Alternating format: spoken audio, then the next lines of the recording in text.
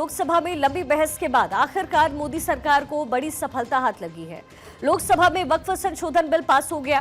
Bill के पक्ष में 288 वोट्स पड़े, जबकि विरोध में 232 वोट पड़े। वहीं आज इस बिल को राज्यसभा में पेश किया गया, जहां सत्ता पक्ष और विपक्ष के बीच जमकर हंगामा भी हुआ। और इसी में वक्फ संशोधन विधेयक पर लोकसभा में चर्चा के दौरान बीजेपी सांसद अनुराग ठाकुर के एक स्टेटमेंट पर आज कांग्रेस अध्यक्ष मल्लिकार्जुन खड़गे ने जवाब दिया। लोकसभा में कल बीजेपी सांसद अनुराग ठाकुर ने कांग्रेस पर जमकर अटैक किया। इस दौरान उन्होंने कुछ ऐसा भी कहा जिस पर हंगामा हो गया। दरअसल अनुराग ठाकुर ने बुधवार को लोकसभा में वक्फ विधेयक के विरोध को लेकर कांग्रेस को टारगेट किया। उन्होंने कांग्रेस पर तुष्टीकरण की राजनीति का गंभीर आरोप तो लगाया ही, वहीं उन्होंने ये भी कहा कि कर्नाटक में जो घोटाले हुए उसमें कांग्रेस के राष्ट्रीय अध्यक्ष मल्लिकार्जुन खड़गे का नाम भी आता है। अनुराग ठाकुर ने आरोप लगाया कि वक्फ बोर्ड को मुस्लिम समुदाय के कल्याण के लिए संपत्तियों का मैनेजमेंट करना था, लेकिन कांग्रेस और अन्य विपक्षी दलों ने गैर जिम्मेदाराना तरीके से जमीन का इस्तेमाल एक साम्राज्य बनाने के लिए किया है। कर्नाटक की सरकार है कांग्रेस की, 450 करोड़ रुपया साल का आप इकट्ठा करते हैं, कहां खर्च करते हैं, कौन जवाब देता है उसका? एक एक रुपए का हिसाब आपको देना चाहिए था। क्या किसी मस्जिद का पैसा आपने लिया? क्या किसी वक्फ बोर्ड का पैसा आपने लिया? लेकिन कर्नाटक में जो घोटाले हुए सर, उसमें इनके राष्ट्रीय अध्यक्ष मल्लिकार्जुन खड़गे जी का नाम भी आता है। जहां पर क्या हुआ सर? यही नहीं, बैठ जाओ,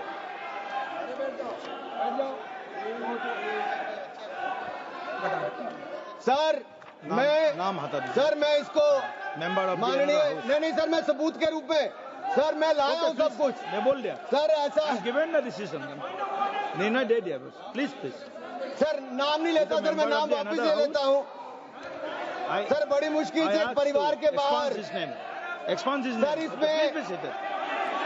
सर मैं टेबल कर देता हूं सर, आपकी अनुमति हो तो मैं ऑथेंटिकेट करके टेबल कर देता हूं सर। लोकसभा में कल हुई कार्यवाही के दौरान अनुराग ठाकुर ने कांग्रेस अध्यक्ष मल्लिकार्जुन खड़गे का नाम लिया। वहीं वक्फ बिल पर चर्चा के दौरान हंगामा बढ़ने पर अनुराग ठाकुर ने खड़गे का नाम वापस ले लिया। सदन से इसे एक्सपंज भी कर दिया गया, लेकिन आज मल्लिकार्जुन खड़गे ने बीजेपी सांसद अनुराग ठाकुर को जवाब दिया। अनुराग ठाकुर की तरफ से लगाए गए आरोपों पर राज्यसभा में विपक्ष के नेता मल्लिकार्जुन खड़गे ने पलटवार किया। कांग्रेस अध्यक्ष मल्लिकार्जुन खड़गे ने दावा किया कि अगर अनुराग ठाकुर की तरफ से लगाए गए आरोप साबित हो जाते हैं तो वो इस्तीफा दे देंगे। कांग्रेस अध्यक्ष ने अनुराग ठाकुर पर बेबुनियाद आरोप लगाने की बात कही। वहीं उन्होंने इस बात को भी जाहिर किया कि बीजेपी उनकी प्रतिष्ठा को नुकसान पहुंचाने का काम कर रही है। और इस दौरान कांग्रेस अध्यक्ष खासे गुस्से में नजर आए। उन्होंने दो टूक शब्दों में कहा कि अगर बीजेपी के लोग उन्हें डराकर झुकाना चाहते हैं तो वो कभी नहीं झुकेंगे। खड़गे ने कहा कि वो टूट जाएंगे लेकिन झुकेंगे नहीं। असेंबली में कोई मुझे उंगली उठा के नहीं बोला देवेगौड़ा जी यहाँ है। अगर एक बार कोई किसी ने बोला तो पूरा हाउस उठ के मेरे इसके लिए वो अपॉलॉजी मांगी। चीफ मिनिस्टर आके मेरे बाजू में बैठ के अपॉलॉजी मांगे। ऐसा आदमी मैं हूं और मेरे लिए अगर ये बीजेपी के लोग डरा कर मुझे झुकाना चाहते हैं, मैं कभी नहीं झुकूंगा। मैं टूट जाऊंगा लेकिन झुकूंगा नहीं, ये याद रखो। डराने से मैं डरने वाला नहीं हूं।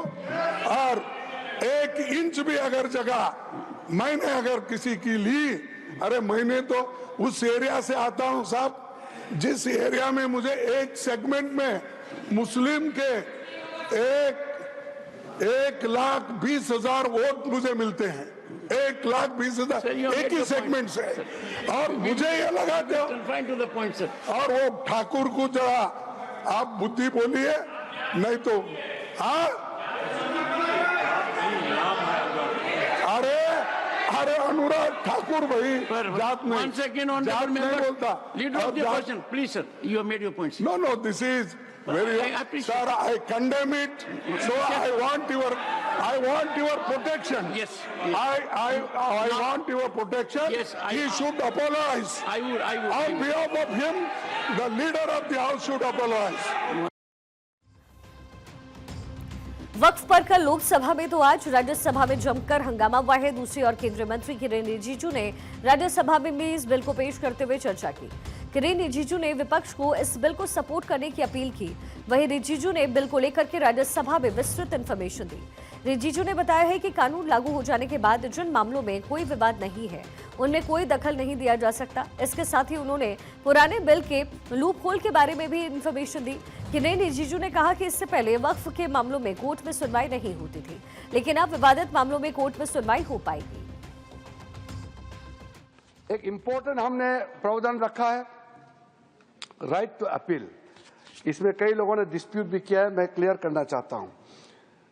पहले क्या कर दिया था आप लोगों ने मतलब प्रीवियस यूपीए सरकार ने,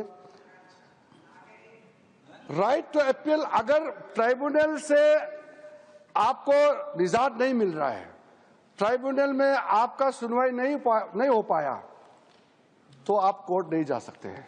ओनली रिव्यू पिटीशन में आप जा सकते हैं, जो बहुत ही सीमित दरवाजा खुला होता है। रिव्यू पिटीशन आप तो सर आपसे ज्यादा कौन समझ सकता है, उसमें आम आदमी कहाँ रिव्यू पिटीशन जा करके ये सब चक्कर खात के घूमते रहेंगे। इसलिए हम ये मानते हैं कि right to appeal must be the substantive right, इसलिए हमने ये दरवाजा खोल दिया है। अगर ट्राइब्यूनल में आपको आपका हक नहीं मिला तो आप अपील कर सकते हैं। सिविल रिट आपका अपील करके किसी भी जगह में आपको जाने के लिए क्यों रोका जाना चाहिए। वक्फ संशोधन बिल पर चर्चा में भाग लेते हुए केंद्रीय गृह मंत्री अमित शाह ने विधेयक को लेकर के फैलाए जा रहे भ्रम को लेकर विपक्ष पर करारा हमला बोला।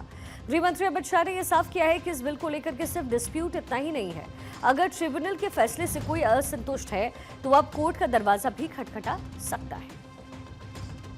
मान्यवर please chair has given time. क्या कह रहे हैं आप रमेश जी, क्या कह रहे हैं?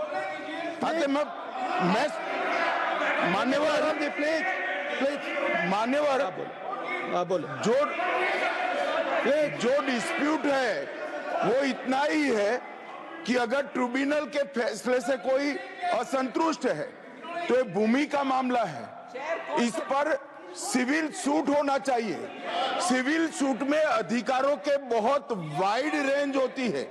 इन्होंने इस पर अपील का प्रोविजन 2013 के कानून में रखा ही नहीं है, तो रीट के कार्य क्षेत्र में हाईकोर्ट के सामने जाता है।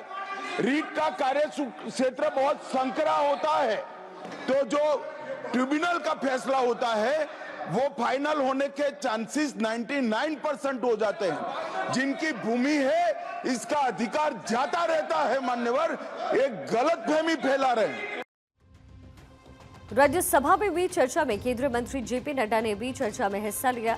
जेपी नड्डा ने कहा कि प्रधानमंत्री मोदी के नेतृत्व में चलने वाली सरकार पूरी तरीके से लोकतांत्रिक रूप से चलती है। उन्होंने कहा कि हम विपक्ष की बात मानते हैं, जो ये बताता है कि हम लोकतांत्रिक हैं।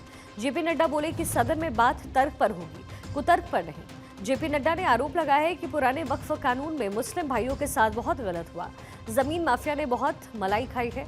जेपी नड्डा ने दावा किया है कि इस बिल के जरिए सरकार ने कोशिश की है कि वक्फ की प्रॉपर्टी का सही से उपयोग हो पाए।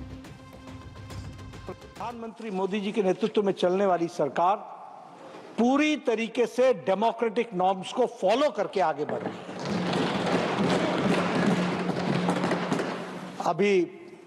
अब मैं प्रोसेसेस की बात करूं, नासिर जी ने उसके बारे में चर्चा की है, मैं भी उस पर चर्चा करूंगा।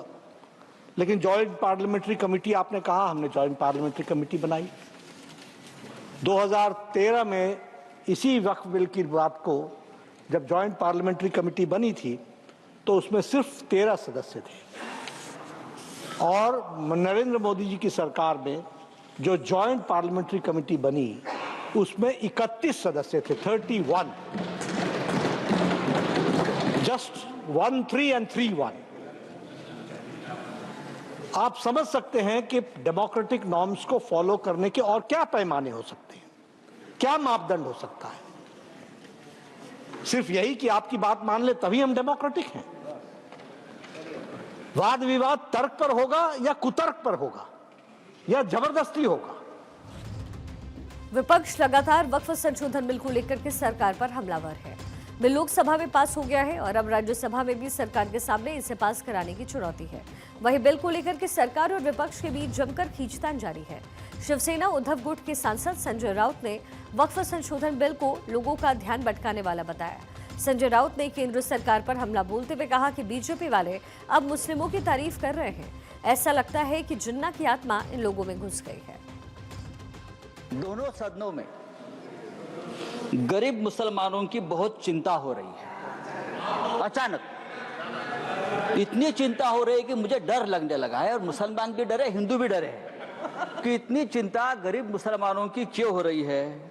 मुसलमानों की इतनी चिंता बैरिस्टर जिन्ना भी नहीं करते थे। बैरिस्टर मोहम्मद अली जिन्ना ने भी कभी इतनी चिंता मुसलमानों की नहीं की थी, वो आप कल से कर रहे हो। मुझे तो लगा कि बैरिस्टर जिन्ना का कब्र से आत्मा उठकर अपने शरीर में घुस गया। सर, जिस तरह से ये आपने ये बिल जो आप लेकर आए हैं, ये लोगों का ध्यान भटकाने की एक रणनीति है। वहीं आम आदमी पार्टी के सांसद संजय सिंह ने भी इस दौरान केंद्र सरकार पर हमला बोला। उन्होंने तंज कसते हुए कहा कि 2 दिनों से जिस तरीके से गरीब मुसलमानों की चिंता केंद्र की तरफ से हो रही है, उससे उन्हें डर लगने लगा है। वहीं संजय सिंह ने बिल को बुलडोजर कार्रवाई जैसा भी करार दिया है। आप बड़ी बड़ी बातें कर रहे हैं। ये सरकार कह रही है कि ये कानून हम मुसलमानों के भले के लिए आ रहे हैं। जब मैं आपसे सुनता हूं तो मुझे लगता है कपिल शर्मा कॉमेडी सर्कस में बोल रहा है। आप मुसलमानों का भला कर रहे हैं, आप मुसलमानों का भला कर रहे हैं। आज आप इस बिल को पास कर रहे हैं, आज आपका सीना चौड़ा हो रहा है, आपको लग रहा है एक धर्म के अधिकार को आप छीन रहे हैं। नहीं, कल को आप सभी धर्मों की धार्मिक संपत्तियां छीन के आप अपने दोस्तों का देने का काम करेंगे। मैं फिर इसको दोहरा रहा हूं और फिर इसको कह रहा हूं कि आप ये करेंगे, धार्मिक संपत्तियों पे कब्जा करने का काम करेंगे। और किसी गलतफहमी में मत रहिए। आपको लोकसभा के चुनाव में मात्र 36% वोट मिला है। इस देश की 64% आबादी आज भी आपके खिलाफ है, आज भी आपके खिलाफ खड़ी है। आरजेडी सांसद मनोज झा ने बिल पर प्रहार किया। मनोज झा ने राज्यसभा में सरकार पर आरोप लगाते हुए कहा कि वक्फ संशोधन बिल के जरिए देश का माहौल खराब किया जा रहा है। उन्होंने कहा कि सरकार किसी गलतफहमी में न रहे, जनता बड़ी से बड़ी सत्ता को उखाड़ फेंकती है। देश का माहौल कैसा है, इस पे एक नजर डाला जाए। गाहे बगाहे इकोनॉमिक बाइकॉट की बात होती है, गाहे बगाहे किसी पुरानी मस्जिद के नीचे कुछ चीजें ढूंढी जाती हैं, गाहे बगाहे प्लेसेस ऑफ वर्शिप एक्ट पे सवाल उठता है। सर, इस तरह के माहौल में आपके बिल का कंटेंट और आपके बिल का इंटेंट दोनों सवालिया निशान खड़े करता है। ये महत्वपूर्ण है। चिंता इस बात की नहीं है, अभी चुन के आए हैं, हम भी चुन के आए हैं, लेकिन चुन के आने के बाद बहुमत विजडम की गारंटी नहीं होता है। आप लोग अक्सर ये सोचते हैं कि बहुत बड़ी बहुमत है तो सारा विजडम आप ही के पास है। सर, इधर विपक्ष लगातार हमला बोल रहा है, तो वहीं दूसरी ओर बीजेपी सांसद राधा मोहनदास अग्रवाल ने वक्फ बोर्ड की तुलना पुरानी फिल्मों के गुंडों से कर दी। उन्होंने कहा कि जिस तरीके से फिल्मों में गुंडे जिस चीज पर हाथ रख देते थे वो उनकी हो जाती थी, उसी तरीके से वक्फ जिस जमीन पर हाथ रख देता था वो जमीन उनकी हो जाती थी। देश में पर्चे बांटे जा रहे हैं और बताया जा रहा है कि ये वक्फ कानून अगर आ गया तो मस्जिदों पर भाजपा सरकार कब्जा कर लेगी। हजरत मोहम्मद साहब ने क्या कहा था। इसी बीच आपको एक बार फिर से राज्यसभा लिए चलते हैं। कपिल सिब्बल इस समय अपने तर्क रख रहे हैं। After independence, Nagpur High Court upheld the right of a non-Muslim to create waqf. और हमारे प्रधानमंत्री जी, इनकी मैं बड़ी इज्जत करता हूं, हमेशा कहते हैं वन नेशन वन लॉ। तो अगर वन नेशन वन लॉ होना है तो बताइए भाई साहब कि ये केवल कहना कि मुसलमान ही वक्फ दे सकते हैं, ये किस किस्म का लॉ है? ये किस किस्म का लॉ है? और ये भी कहना कि मुसलमान को पहले 5 साल मुसलमान बने फिर तय करना होगा कि तुम वक्फ दे सकते हो कि नहीं। अरे भाई, प्रॉपर्टी मेरी, मालकियत मेरी, चैरिटी में मैं देना चाहता हूं, आप कौन होते हो कहने को नहीं दे सकते? ये कौन सा कानून है? ये छोटी सी बात है, ये कौन सा कानून है? मैं हिंदू हूं, हिंदू होकर भी मैं दे सकता हूं। ये तो मेरी मर्जी है ना, प्रॉपर्टी तो मेरी है, आपका तो कोई हक नहीं। तो पहली बात तो ये कि ये आपने प्रावधान रखा क्यों? अगर आप one law one nation one law की बात करते हो कि सारे धर्मों पे लागू करो, कोई भी दे सकता है। पहली बात ये। दूसरी बात एक नड्डा साहब ने बड़ी अच्छी कही कि देखिए ये कितनी एकर्स प्रॉपर्टी औकाफ की है, वक्फ की है। मैं उनको बताना चाहता हूं कि there are 32 Waqf boards in this country in different states merely supervise administration of waqf properties in their respective states. But please note kar lijiye Nada ji, total area of Hindu religious institutions in Tamil Nadu, Andhra Pradesh and Telangana respectively is 4,47,000 in Tamil Nadu, 4,65,000 in Andhra, 87,000 in Telangana, 723 acres with Tirumala Tirupati Devasthanam, and thus it comes to 10 lakh acres only in 4 states. And आप कहते हैं कि देखिए औकाफ में 8 लाख एकड़ है। अरे भैया आपके हिंदू टेम्पल्स में भी इतनी संपत्ति है, वहां आप क्या कर रहे हो? वहां आप क्या कर रहे हो? बाकी स्टेट्स में देखो ना। अच्छा, और ये नहीं कि हर धर्म में सुधार नहीं होना चाहिए, उधार होना चाहिए। मैं आपके साथ सहमत हूं, हिंदू धर्म में भी सुधार लाना चाहिए, लाना चाहिए ना, हिंदू धर्म भी सुधार लाना चाहिए। अंडर हिंदू धर्म एक मिनट हिंदू धर्म मैंने आज तक किसी को टोका नहीं, मैं केवल छोटी सी बात रख रहा हूं आपके सामने। हिंदू धर्म में भी सुधार होना चाहिए। अब हिंदू धर्म के अंतर्गत अगर कोई सेल्फ एक्वायर्ड प्रॉपर्टी हो तो वह अपने बेटों को दे सकता है, बेटी को नहीं दे सकता। कहता है मैं नहीं दूंगा अपनी बेटी को। इस्लाम में भी है कि भाई को ज्यादा मिलेगा और बेटी को कम मिलेगा, इस्लाम में भी ये है। वहां वक्त से द्वारा सुधार हो सकता है, यहां कोई सुधार नहीं हो सकता। तो आप अगर महिलाओं की बात करते हो तो एक कानून लाओ कि हिंदू लॉ में कोई अपनी सेल्फ एक्वायर्ड प्रॉपर्टी केवल बेटों को नहीं दे सकता, वहां महिलाओं का हक होना चाहिए।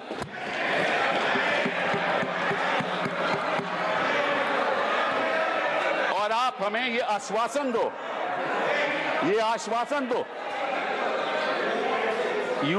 you make a commitment in this house that you will bring a law which will protect the right of daughters when they want to give away their self-acquired property. दूसरी बात ये मैं आपके सामने रखना चाहता था। तीसरी बात मैं आपने सामने रखना चाहता हूं। आपने कहा, और ये बात आपको वैसे जाननी चाहिए, शायद मालूम नहीं आपको बताया या नहीं, लेकिन ये जो बोर्ड है ये स्टैट्यूटरी बोर्ड है, पहले भी था, इसमें कोई नॉमिनेट नहीं होता था। मैं आपको बताता हूं क्या वो स्टैट्यूटरी बोर्ड था। Most nominees were of the government, पहले भी। MPs are there, judges of Supreme Court, High Court, civil servants were there, and the chief executive officer of the board is a civil servant. Government can give directives to the board and even supersede it. Tribunal members are nominated by the government. ये तो पहले स्थिति थी। तो अगर सरकारी यहाँ नियुक्ति थी तो गलत कौन काम कर रहा था? आपने उसको क्यों सुपरसीड किया? सब नॉमिनी क्यों आपने रखवा लिए? अरे भैया पहले भी तो स्टैट्यूटरी बोर्ड था, तो आपने प्रावधान क्यों लाया? ये अगर कोई गलती हो रही थी तो मुतवल्ली से हो रही थी। होता क्या था कि मुतवल्ली किसी वक्फ में अब डील कर लेता था और उसकी वजह से ये मिसमैनेजमेंट होती थी। आपको उसको ठीक करना चाहिए था। हम भी आपके साथ हैं। पहली बार मुझे याद है, आई थिंक इट वाज 1954, कि तमिलनाडु के ब्राह्मण ने एक कहा कि हमारे यहाँ मंदिरों में बड़ी गड़बड़ हो रही है, और उसकी वजह से 1954 एक्ट बना। तो गड़बड़ तो सब जगह होगी, आपकी सरकार में भी बड़ी गड़बड़ हो रही है, वो भी हो रही है, वो ठीक है, वो तो गड़बड़ तो होती है, तो अब आपने क्या किया? अब बड़ी इंटरेस्टिंग बात है, आपने क्या किया? आपने कहा कि भैया अगर कोई, सर देखिए आपने सबको 15-15, 20-20 मिनट दिए, मुझे 10 मिनट दे दीजिए, ज्यादा नहीं मांगता मैं। थोड़ा सा सर, कपिल जी, हम मुद्दे की बात कर रहे हैं, हम कोई पॉलिटिक्स की बात नहीं कर रहे। नड्डा जी ने कहा कि यहाँ कोई पॉलिटिक्स की बात नहीं हो रही, क्योंकि देश के भविष्य का सवाल है। Sir therefore the other thing I want to say कि पहले क्या होता था कि ये जो वक्फ प्रॉपर्टी पे इंक्रोचमेंट होती थी, अनऑथराइज्ड इंक्रोचमेंट होती थी, लोगों की अनऑथराइज्ड इंक्रोचमेंट, और सरकार भी इस पे कब्जा कर लेती थी। इसलिए जो लिमिटेशन प्रोविजन लाया गया उसमें यह रखा गया कि जो 12 साल का लिमिटेशन ऑर्डिनरी लॉ में है वो नहीं है। किसी ने गलत तरीके से वक्फ प्रॉपर्टी का कब्जा कर लिया तो अगर लिमिटेशन की बात आएगी तो 12 साल के बाद वो उसको चैलेंज नहीं कर सकता। आपने वो वापस लिमिटेशन ले आए, मतलब कि उनका अनऑथराइज्ड कब्जा कायम रहेगा।